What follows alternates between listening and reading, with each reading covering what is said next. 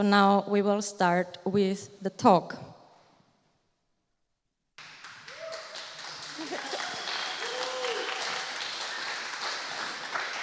I am happy to introduce Rick van Rijn. He told me that he had the idea for this talk at the last Netherlands camp, where he saw that there is a lot of apathy, especially amongst younger people, concerning climate change. So he thought about what he could do about it. So this talk is a roller coaster ride through a few years of experience in teaching the government about their obligations with respect to climate change. It details the procedural hacks that they use and ways to evade them. It also gives examples of elegantly designed cases with a potential of very high impact. Climate law is a domain of logic, language, and social ethics, all available in the average hacker's toolbox. I'd argue the world needs our minds to lap up the debris left behind by our governments. So that was the introduction text to that. So about you, Rick van Rijn. You're a self-employed cryptographer at Open Fortress, mostly active in open source and open protocols. Your aim is to make security and privacy free and available to all. That is free as in free beer, but also free as in free speech, not subjected to commercial interests. So Rick holds an MSc and PhD degrees in computer science with emphasis on electrical engineering and mathematics. Rick originally started his education at the most pragmatic LTS level, electrical engineering, and advanced via MTS electronics and HTSP technical computer science to university study in computer science. The combination of pragmatics with theory are markers of Rick's work. So, now I can give the stage to you. Thank you. Thank you. Yeah, I was really struck last conference, the MCH, by young people being apathic about climate change. People of my age getting aggressive, or at least very negative. And I thought none of this is constructive. And I thought to myself, I've always tried to be resource conscious, but apparently there's more needed. And I gave up at that point the belief that our government is going to fix it. The Dutch government in this case, but it applies everywhere. Some countries more than others, like America. So I started to think, how do you force the government? There are often lawsuits, but they are being ignored by government. So we have a trias politicas in the Netherlands. We have the government, the politicians in government making laws. We have an executive branch of civil servants who execute the laws. They actually effect change. And of course we have the judges that tell the government, you are not doing your stuff properly. When they say this to the politicians, they say you should make laws, and they don't. If they are at all present and doing something, because half the time we don't have a government. And otherwise they can't make up their mind because they're so internally divided. What we are entitled to is effective and timely, as if that's going to be happening, effective and timely climate change mitigation measures, and we are not getting them. And that's actually what the executive office should be doing, except that they say we need policy to do this. But policy comes from the government, from the politics, trickles down into the executive branch, into civil servants. But the judges can push on it from the other side. And that's what administrative law does. So that's what we've been doing. I've joined Scientist Rebellion to actually start doing these things. And there are no final results because this stuff takes years. And still we are pushing, and we can tell that we're a nuisance because sometimes they're like, oh gosh, we didn't know we were so bad. Maybe if you're Dutch, you've heard that the Klimaat- en Energieverkenning by our scientific evaluation office for government policy, PBL. They published a report saying that basically the chance that we're meeting the rather flimsy European target was going to be met with less than 5% chance. In terms of science, it is proven to be a failure. If you look up the Green Deal in the law papers, it's 55% is the minimum, so it should have been 55%. The probability should have been 95% or more. So instead of proving that they protect us, they have proven that they are not protecting us. This stuff helps in court. And this is part of a w.r.t, a table with even more failures that we have in our country. We knew this was coming because we'd been inspecting the previous version of this report, and well, there's stuff with probability, so it's quite unclear. But we could figure out there was 7–8% chance that we were actually going to mitigate climate change in the Netherlands, as far as it's our point, making the 55%. So what we have done as Scientist Rebellion, we've stepped out to PBL and asked them, can you please evaluate the probability that all these legal obligations are being met? And that ended up in that table. And it's been devastating. It's been very clearly supported by the College of Human Rights in the Netherlands.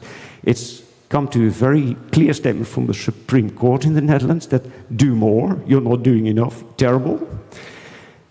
Cabinet said, oh, we really need to make new plans. And after a few months, they said, yeah, I don't think we can do it right now. We'll have to do that later. Which, of course, is a nuisance because we have the right to timely mitigation measures. But,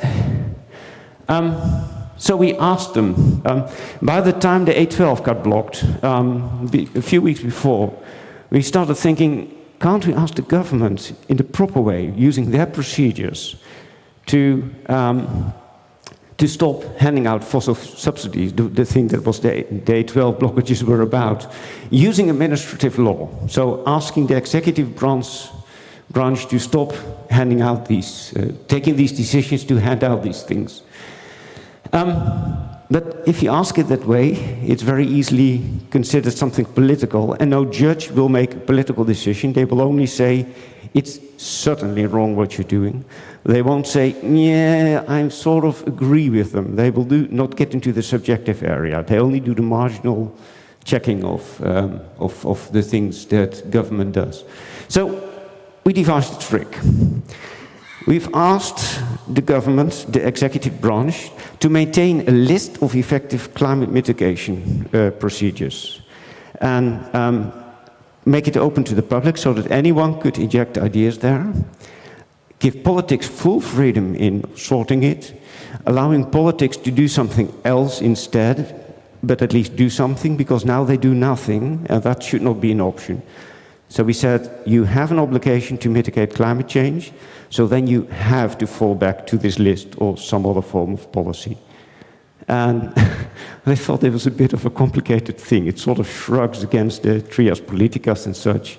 It doesn't, by the way. It sets a minimum, where the trias politicas is about the maximum permissions that the three branches have. So it is not, but you don't get a response in this time. There are procedures for that. You just send them a final notice. After that, you give them, you pull them into court, you force them to a decision. This is now at the Supreme Court, at the stage of you should take a decision, and that's all taking very long. It's been there for a year already. But this is a trick to have a sort of interaction, because if you have a list and you ask the judge, please put this proposal on the list, then the judge doesn't have to make a political decision, because the ordering or overruling is done by politics. The only thing they can't do is not make a decision. Now, when we did it, we based this on a treaty, the Aarhus Treaty, that says we have right to... first this. In response to this, because we took them to court, they finally said, oh, wait, we were a bit late responding, but we are actually on a course for 46 to 57% reduction. This was this report by KFA 2023 that I mentioned. So if you look at that range, the 55% is in there. That's how we got to about 7–8%, because of course that has a particular shape. It's actually triangular, but whatever. So we thought this isn't working. Also, you have IPCC stating a 50% probability policy to maintaining 1.5 degrees.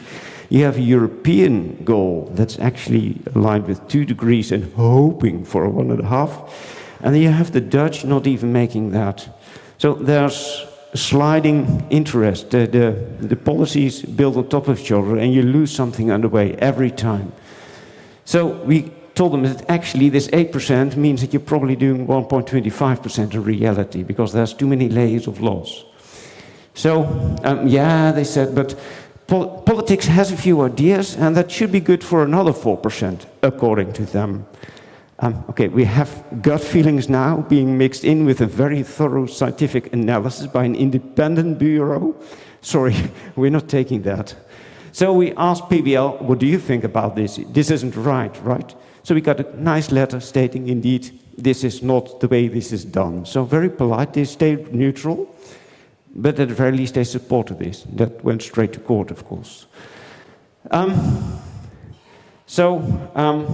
We're currently still working on that. Now, what's important about why do this legally? Why do NGOs go to court?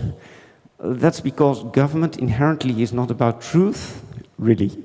It's not about physics, it's not about science, it's about law. We have a state of law, and that's a good thing, because it makes our state consistent. But it means that all the real things need to trickle in, and that's the task of politics, and that's the task they're not doing, especially with climate change. And that's why we're so opinionated. Held back a word. The IPCC knowledge is scientific, but it's widely acknowledged by courts and government, so that's good. Maybe with the exception of a banana republic here and there. But politics is not enacting it, and that means that we went to the civil service instead. So we got a few things meanwhile. The klimaatsignature case was a very big one. That's human rights. That applies to at least to the Council of Europe, which is EU++. Sort of extra countries added. And they said, keep cumulative emissions within the budget. They copied that from the IPCC. I add the paragraph numbers if you want to look it up. And build this into a feedback control loop. Thank you. That's exactly what we need to do. Government, do your work. Do this. And this is part of human rights, so people can demand it. That's very important. If a state has an obligation, then you still need to have a way to claim it. And that means you need something like human rights to say, I am being hurt in my human rights. The International Court of Justice applied that structure too. Some other fireworks is said. Governments can decide what to do about climate change mitigation, but not whether to do something. They say it in more words, but you can look that up, but that's what it comes down to. And even elected leaders cannot overrule human rights, because it's international, that's higher. And that's also very useful, very harsh also for a judge to say something, but this is the law, so they say it. And it's good law. And government decisions must heavily weigh climate change. If they don't, they failed, at least where the climate is concerned. So that's a good one, because that's a procedural mistake, and you can detect them on that. And we do. So in 2024, we sent an information request, WOO we call it in the Netherlands, to the government asking, can you please tell us what you're doing about the carbon budget and its regulation? We sent them a bit of open source code or open protocol specification. You could do it like this. Perfectly willing to talk with you about that. And it ended up to a visit where we actually got to rub in the percentages, and they were shocked about that. But then the formally proper answer is, we have no documentation on that. That is a legally justified answer to an information request. So we are like, how else are we going to push them? Because they have a positive obligation. We shouldn't have to ask for it, so they are really failing. So we decided early this year, to just ask the government, please tell us what the carbon budget for the Netherlands is. It's extremely concrete, it's a number.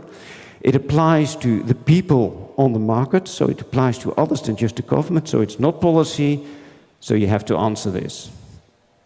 As far as we're concerned, this is all a matter of interpretation, of course. And we didn't get a response for the 8-week deadlines. That's around a month ago. 2 months ago, we sent them a final notice. That's the proper procedure. You may have forgotten it. You have 2 more weeks. They didn't respond. They usually don't, because the executive staff isn't exactly trained to do this, because they have no policy. But policy is the internal responsibility of government. We don't care. Make your policy if you feel like it, but at least take the decision that we're asking for. And that's basically our approach. So that just went to court last week. We're very eager about the COP30 coming up, because there's a lot of pressure on countries now to actually do the right thing, to actually get to the international overarching 1.5 degrees. Because that's another thing, meanwhile, we got 4. I mean, you wait and you get even more law. The International Court of Justice just a few weeks ago said very harsh things that we really love to see. The Paris Agreement has to be interpreted as saying 1.5 degrees Celsius is the goal. Thank you. We knew that all along, but because the Paris Agreement basically says we should follow the best current evidence from science. And that is quite clear, 1.5 degrees. Also, politicians do agree. That just doesn't mean they want to be bound to it, but now they are bound to it. And the countries' pledges together must work out a way of getting to 1.5 degrees. So those are the nationally determined contributions, the NDCs, which we didn't submit, and that's also a procedure failure. The court knows that too, by now. And other countries, which are not in the Paris Agreement, there are a few banana republics that choose to go out, they must cooperate on the grounds of other treaties of which they are a part. And that's very useful, because it means that we can make up the mind without disturbing factors and then tell them, sorry, you are entangled in so many other things as well. You will have to do this as well. And that's because it's an international problem. It makes sense, right? It's a global problem that must be solved globally. You can't have outliers. You can't have ignoramias. And the status of this, it's called obligation of state, by the way, but it's an opinion. So it's not a ruling. Nobody got punished. But it's an interpretation of legal documents that were already there, that apply internationally, and is made by an authoritative court in international law. Meaning, read the Paris Agreement again with this interpretation and act accordingly. That's basically what they said. And that's extremely useful, because decisions taken in the past can also be judged in retrospect as having been false, which is useful because you could say, don't do that again. Next time, take another decision. Stop mining fossil fuels and such. So, one of the things they did that's really fireworks, failure of a state to take appropriate action to protect the climate system from greenhouse gas emissions, including fossil fuel production. We like to drill for gas. Fossil fuel consumption. We still need the gas to heat our home. No, we need heat pumps. And the granting of fossil fuel exploration licenses. We're just fighting one at this moment by Juan Diaz. Or the provision of fossil fuel subsidies may constitute an international wrongful act, meaning they can be taken to law over that and to court over that, international court, and be punished. And might be attributable to that state. This is the part that says you can get a fine. Again, with a reference. Now, I looked up where the International Court of Justice is located. This is it. This is in The Hague. And in case you're interested, this is where the fossil fuel protests have been. So it's a walking distance, as I just showed. So that's really lovely. Now, if you go a little more south here, about here on the floor, is the climate I couldn't fit it on my laptop screen, is the climate ministry, and they also got a nice tick, another tick. State may be responsible where, for example, it has failed to exercise due diligence, take care of your citizens, be careful, make sure that you take precautions of the stringent kind in this case, by not taking the necessary regulatory and legislative measures, so rules and laws. Am I still there? Yeah. To limit the quantity of emissions caused by private actors. We've had a lot of right-wing governments, and they try to avoid to control the market. They give incredible leeway to commercial players, to industry. Because, oh, we have such specific problems. Yes, deal with them. That is your work. And you are a commercial organization. The market conditions change, so you change along. That's only common sense if you're an employee. I am self-employed. I will move with the market when it comes. When signal comes out, I go and study the crypto because that's my business and that's the market in which I am. So that makes sense. Anyhow, there's now a lot we can ask from them, demand from them actually. But this is international law. What does that have to do with Dutch law, the Dutch situation? Well, actually, every treaty in force is binding upon the parties, and they must produce it in good faith. Thank you. And that's the Vienna Convention law of treaties is basically the way we deal with treaties, so international agreements. And this is basically accepted everywhere, even in America. So indecisive politics are simply not excusable. It's against the law. The fact that they don't decide is against the law. The Klimaat said it, but this also says it already. And a party may not invoke the provisions of its internal law to get away from treaties, and that's also a very important one. You must implement it, and you cannot overrule it with local mumbo-jumbo. That may sound strange, but imagine making international agreements with countries that can just overrule the things if they feel like it, because they make their own laws. That wouldn't work, and that's why this rule is there. So we quote these sometimes. But judges know this too, of course. And so should civil servants. The problem is civil service isn't evil, right? I mean, they're basically making our democracy work. So I applaud them for their work. They take decisions that they don't stand by from time to time, and I couldn't do that. I really think it's valuable what they do. But they're doing it from a very small focus, and they are not integrating climate change into their policies, and that's what's wrong. They should be doing that, and that's why we're pressuring them. So I said that already. So why do we do it with administrative law? First of all, to play the civil servants, the ones who take the actual decisions that influence our daily lives. I mean, they will give you parking tickets, but they might also give you a subsidiary grant. But also, it was just a practical matter. You don't need a lawyer. We have legal research in our team, but no lawyers. And a lot of logically thinking people who are scientists are pretty much accustomed to building evidence and showing that it's indeed correct. And the court fees are quite low. They are so low that you can do this as an individual. And that's one of the reasons I'm presenting this here. If you have a logical mind, if you're pissed about climate change, if you see something going wrong in your local government or in the national government, you have a right and you have the means that are reasonably accessible. So I would fight it in that case. And that's why I gave all these references to climate law. There's a lot more. But these are the main points that you can use to basically say you've done something really wrong. And another reason for administrative law is it doesn't depend on the politicians' level of intelligence, their vision, courage, and their heart.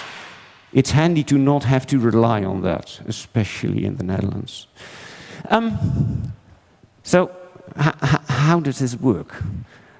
You have the how much time do I have left? 20. Oh, wow. Usually I run out of time. So what we have been doing is pretty bold. We've been asking them to do something. We took the initiative. That's why they are a bit like what's happening here. They don't really respond. But you can submit your own request. We call that aanvraag. That's a legal term. I will get to a few small definitions later.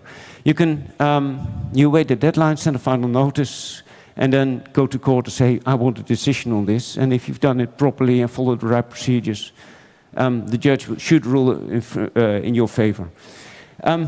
You can... It doesn't work.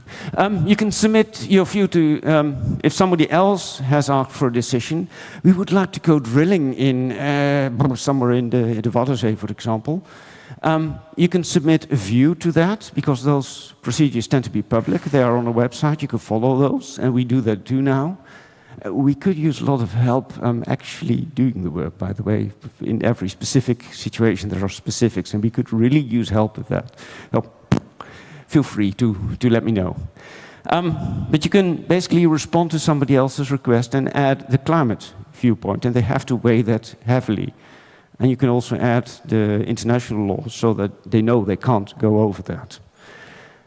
Also, when a decision has been taken, that's what we're also doing at the moment for one Dio's case, you can just respond to it if you are belanghebbend. I'll get to that, because there are a few rules.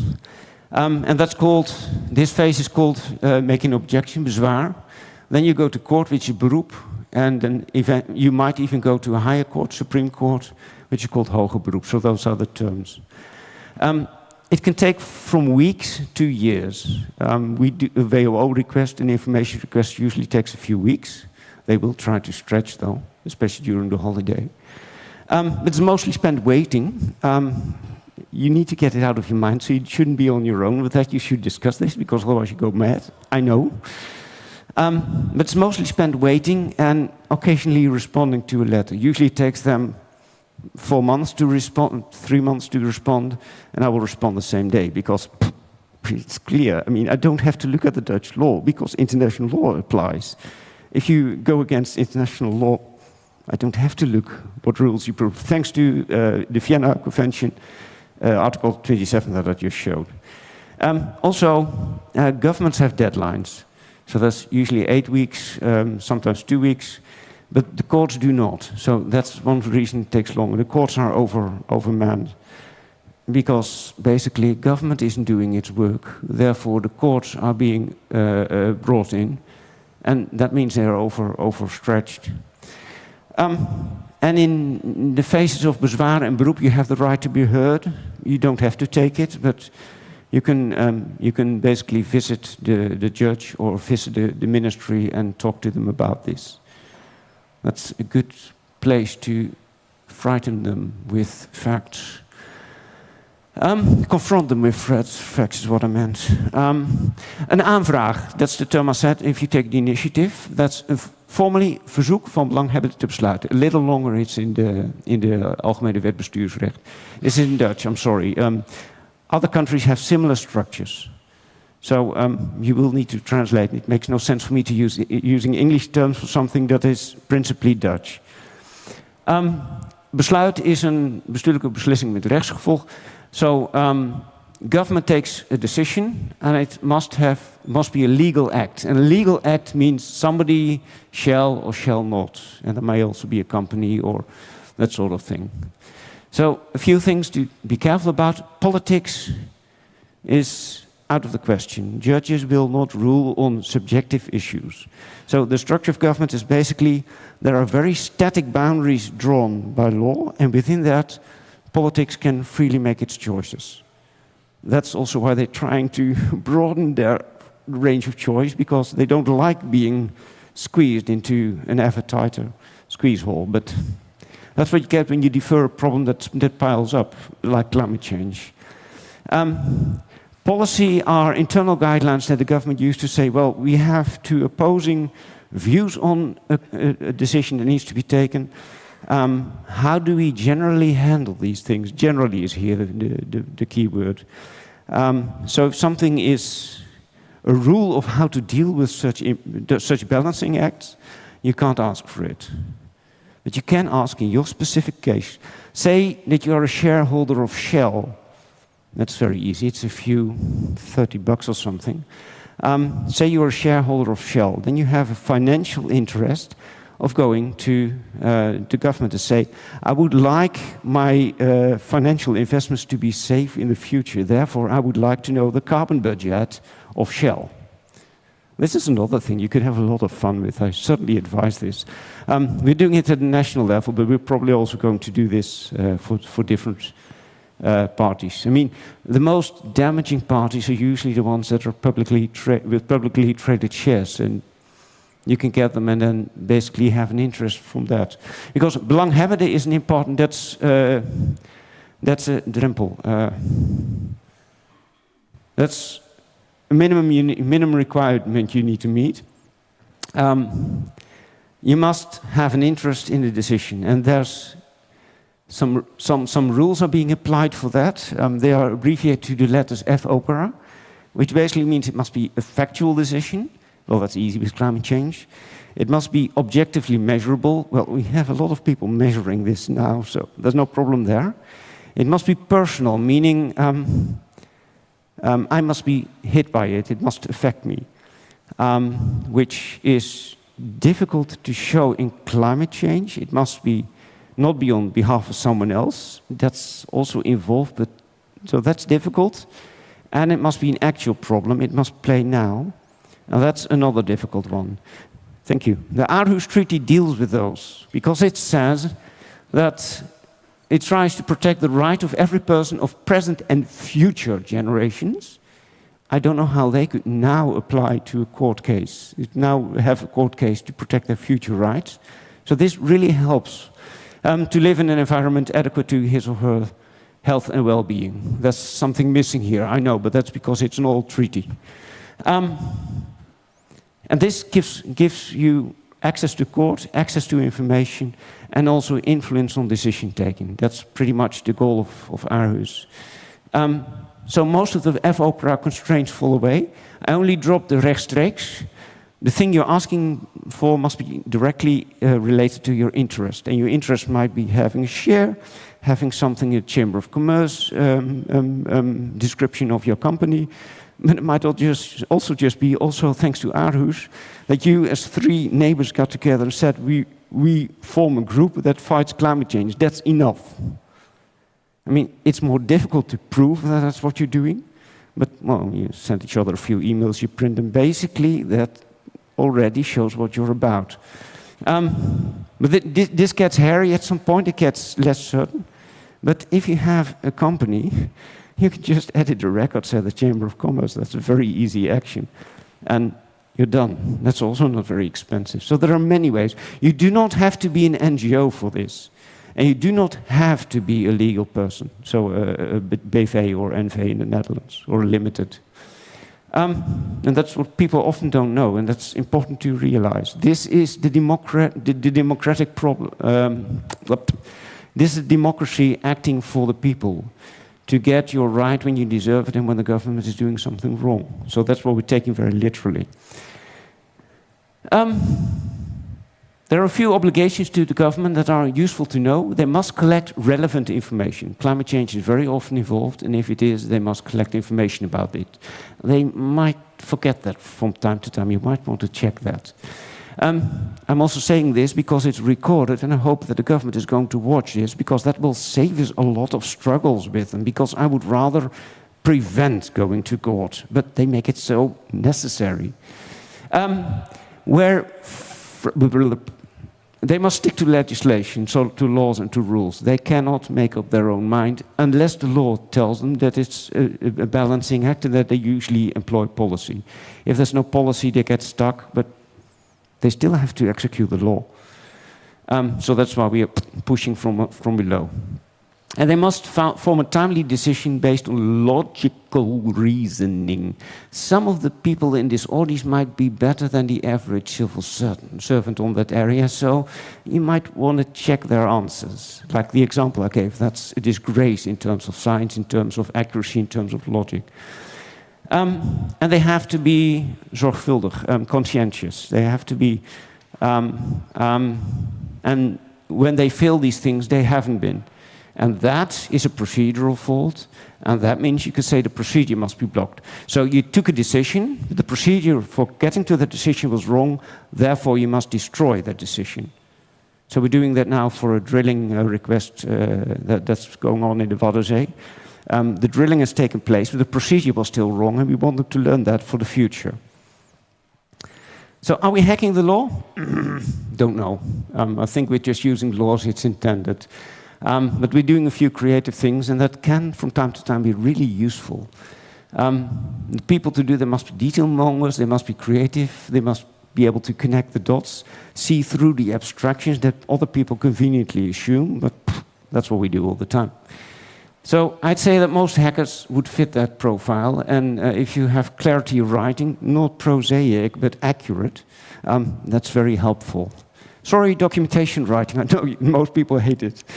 But it's very useful here, it's really helpful. So it's important that what judges do is called marginal checking, marginal verification. Could the government, if they look at the decision, could the government possibly, in a reasonable way, have come to this decision? A decision to not respond to their climate responsibilities does not fall under that. I can't imagine a judge ever saying, yeah, but they don't have to look at the climate, because judges really want this arranged because they see the law and they know it's an obligation. And rightly so. I mean, it should be, it has to be. So hop on to poor decision taking, attack your local government, attack fossil mining permits like we do, or join us. Intensive agriculture was mentioned earlier on. I fully agree with that. The methane exhaust and the nitrate exhaust is terrible, especially in the Netherlands. The intensive farmer hardly produces more, and it's so much more harmful than doing it, for example, organically or somewhere closer to it. So we are starting, and we're doing that for mining permits now, to give sort of general outlines with what sort of legal foundations there are. We use our legal researchers for that. Thank you. And I'm on time, so that's good. And we're basically doing that so that in any specific procedure you can dig up the documentation, read it, and see what applies, and send a letter to complaints to make that as easy as possible. We're trying that now, and it seems to work. It seems that we've done most of the work for doing this. Although climate law develops so quickly that we need to adapt it from time to time. Sorry, I thought I had skipped to the next one. Very useful people spitting through government documents, spotting failures. There are many, especially where the climate is concerned. And people who want to take on such action. I've mentioned that several times. People handling this business, I mentioned that too. If you happen to be involved with an NGO, we are not an NGO. We are an informal group that isn't registered. Sometimes it's useful to have an NGO, for example, to step to the European Court of Justice. We need an NGO for that, and we might need a lawyer as well. You might also have an interest in LLM. Maybe we should be able to search climate law. And tools for carbon budget tracking, connecting it to the upcoming ESA satellites that are going to measure CO2 would be great, would be really useful, because it's so accurate that you could point at a place where the exhaust is and whether it's natural or man-made. So it's going to be really useful. Government is facing for harsh times. And they should, because they've been deferring it for 50 years. Club of Rome, 1971, 72. It's ancient. I'm even more ancient, but a little extra, if you don't mind. We also have an idea for a case against the European Central Bank. What the European Central Bank does is they basically make money available. Just say, now there be money. That's fiat money. Fiat money is a pun on fiat lux. There be light. So fiat money is created. We want money, we throw it into the world, and we do that via a money market. And investors take the money from those money markets and pay it back later with the base interest that you see on the news every now and then. And an investor does that when they think they can make a profit on the money. So they invest it, and they calculate a risk profile, and they see what the procedures usually are, and based on that they say, yeah, on average, this will be beneficial, and when we do it often enough, then on average we make money. So that's sort of how the system works. More money tomorrow, but if you're interested. But what they could do very easily is say, we have this market of abstract money that is not e-tagged for a purpose, but it has a very strong differential impact on climate change. Let's split that. Let's have a fossil money market, and let's have one that's purely sustainable, that can go ahead. Gradually remove the money from that market and gradually put it into the other one. Maybe coupled, maybe not, whatever you want. Increase the base interest rate so that the risk profile for fossil fuel mining becomes, and fossil fuel industries in general, becomes higher, and reduce the base interest rate for the sustainable stuff, so that innovation may be riskier but isn't felt as risky because the known burden of the money, the borrowing costs are lower. So that the overall estimate is, gosh, we're going to make money on solar panels and we're not going to do it with pumping up oil. Let's move our money there, because that's what we want. That is the final way to get financial flows solving this sort of stuff. So I believe the world is still makeable. No reason for apathy, no reason for anxiety, no reason for aggression. There is a reason for getting to action, and I hope I've convinced you that you have the possibilities, you have the tools, especially if you have a hacker mindset. I think you have the tools, and I think it's valuable, and I think most of us would agree to that. In October, please vote for someone's mind, not someone's gut. I mean, you do not want somebody's guttural spills on the table. We've seen that for the last 2 years, and it was ugly. Good. That's what I wanted to say. This is a WhatsApp group. The link is also below the page for this talk. But if you want to talk further, contact me there. Always happy to talk this stuff. Thank you for your attention.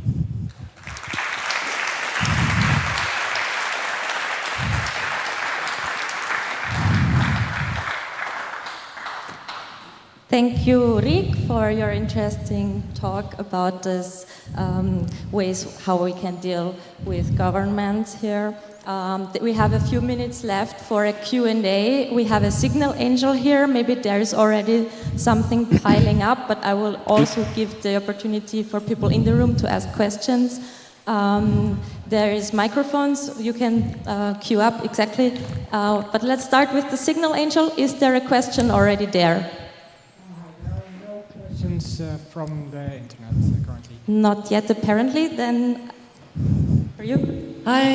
Hi. Thank you for your very interesting talk. I wanted to ask a question, but actually I wanted to invite everyone here to come to our action training that we will be giving in the library. Extinction Rebellion? Sorry? Extinction Rebellion? Yes, from Extinction Rebellion. And it will be on Sunday, 3 p.m. And if you do that action training, you might also like to join us in somewhat more rebellious activities, such as on September the 13th, when we will be blocking the A12 again against fossil subsidies. Yeah, you know, the College of Human Rights in the Netherlands has said that this is within the boundaries of the right to demonstrate. Yeah, it is within the... Yeah, but the College for Human Rights in the Netherlands has actually spoken out on that. Thank you. Thank you. Are there more questions? Please proceed to the microphone. Yes, you said that there was a list of... is there a list of things that you can make suggestions to for procedures, for a mining request or that kind of things that we can all help with these things? Yeah, that's the signal group basically. So if you want to get in touch, do it there. Is that what you mean? Yeah, but it's only through Signal, so... Oh, I can hand you my email address afterwards. Yeah. No problem. Yeah, okay, sure. Thanks. Yeah? Are there any other questions or comments? Maybe from the signal group now? No new questions online. No. It's a lot of information. It's not easy. So maybe here? I'm wondering if you've connected with the rights of nature movement at all. With the what? Work. Like the global rights of nature movement. It's No? It's a global movement to get different nature bodies recognized as having human rights, and therefore then it's much easier to use those rights to stop governments or private organizations from harming that nature body. So for example, it's very big with rivers, and then it makes it very hard to pollute the river. And there's a really nice network of lawyers and NGOs and activists working on this that I'm connected to, and yeah, maybe we can talk after. I think you could find an NGO and a lawyer through them. Could you either send there, or I can hand you my email address afterwards? I don't think I included it on the slide. Yeah, thank you. It's always interesting to make such connections, to reach out. Also because I think we're the only ones doing this by administrative law. First, because of need, but now we see it actually makes sense. And it would be good if other countries also did it. That's another reason I'm here, being streamed out to the world and to the governments of the world. Yeah. Thank you very much for the talk.